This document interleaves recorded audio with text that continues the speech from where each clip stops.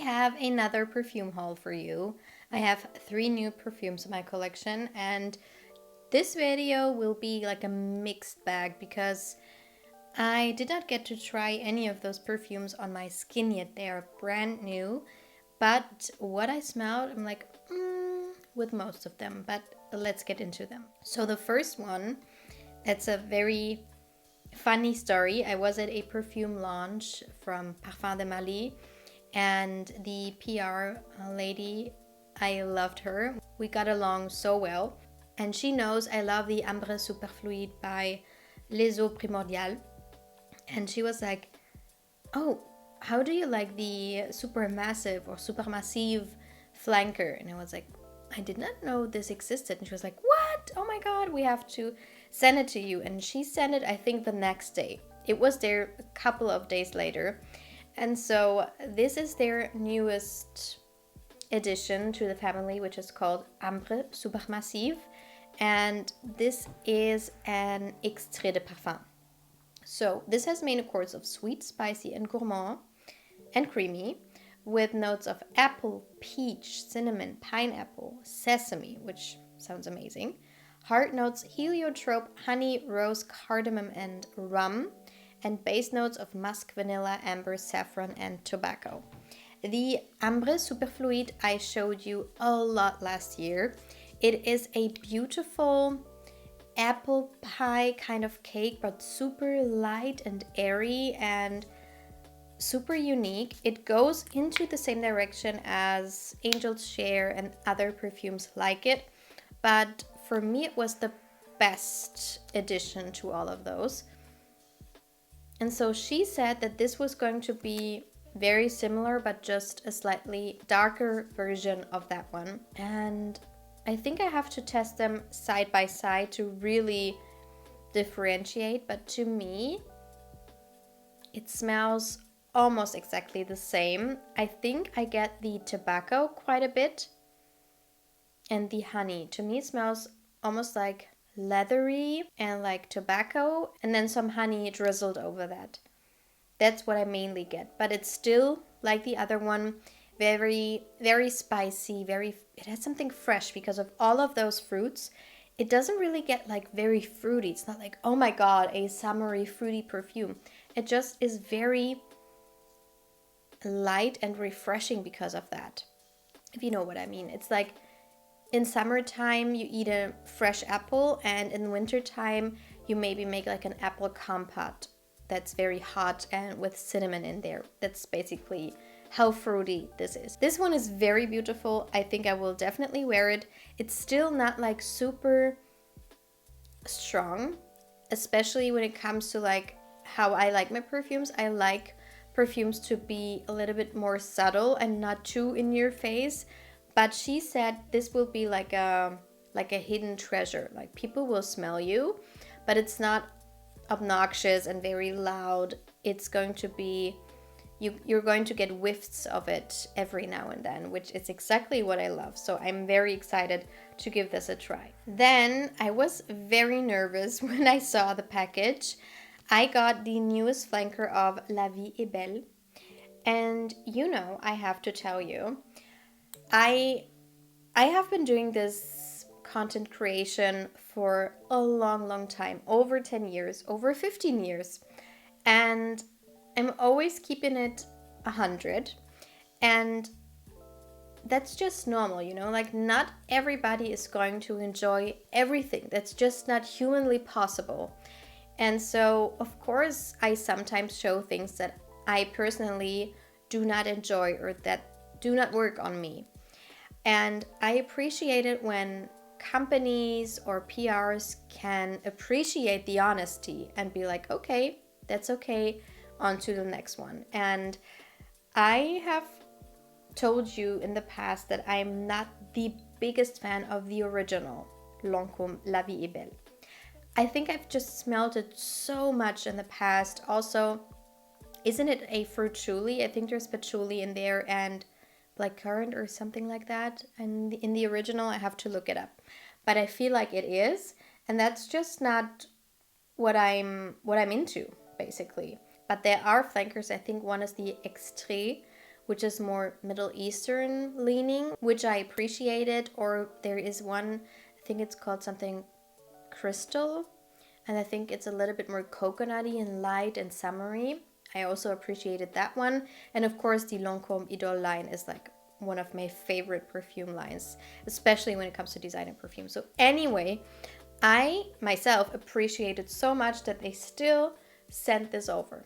That's what I wanted to say. Like, so many brands or PRs would see a review like that and would be like, oh my god, no, like, never sending something again. And that's okay with me too. But if we are like mature humans, then we have to realize that it's just not normal to enjoy everything. So anyway, let's get into this perfume. So this one is fruity, sweet, and floral, with notes of, in the top, raspberry and bergamot. The heart is violet leaves and roses, and the base notes are leather, cocoa butter, and cedar. You know, those notes mixed in together can be tricky, because I do love cocoa butter and I also like cedar, but cocoa butter and cedar is a very crazy combination for me. And then you have violet leaf and roses and leather and raspberries.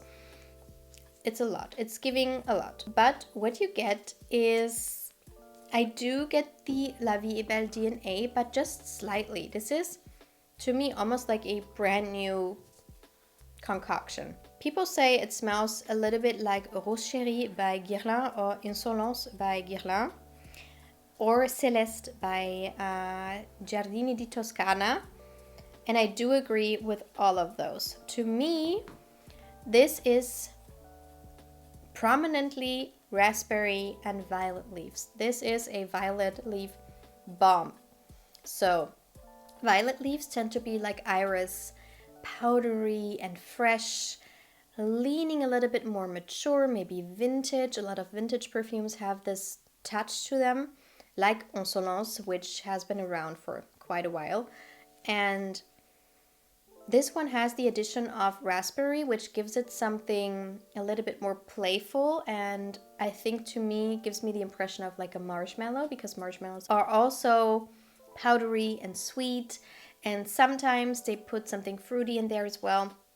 I had a banana marshmallow with a chocolate covering a few weeks ago, and it was delicious. But anyway, oh, I mean, there's cocoa butter in there as well. So basically it smells like something like that would taste like. It's very beautiful, actually. I'm not into very powdery scents right now, but this one almost smells like a niche perfume to me. And you know, La Vie Est Belle for me is a lot more young smelling, and as I said, it's like a fruit julie to me is what I mainly get, and this one is not that at all.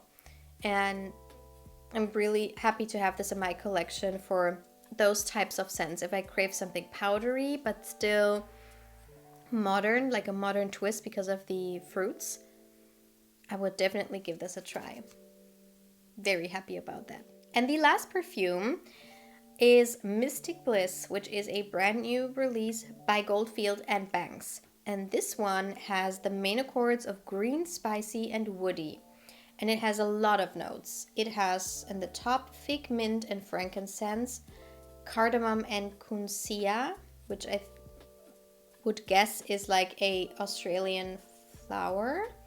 Then we have blackcurrant, caramel, sage, geranium, immortelle, and juniper in the heart, and sandalwood, cedarwood, labdanum, orris, and vetiver in the base.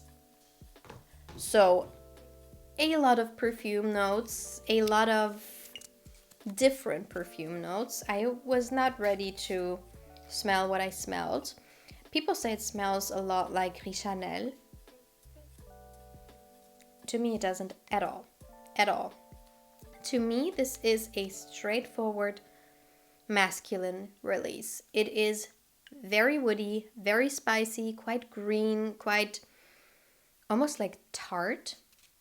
And yes, Chrisanel also has cardamom and is spicy, but it has sweetness and creaminess. This one is so well blended. It is super sexy, but I would say this is a perfect everyday scent for a man, and in the best way possible. This is super easy to understand, but still not smelling like everything else, if you know what I mean. There's this sweet spot where you think you know the scent, but then again, you really don't.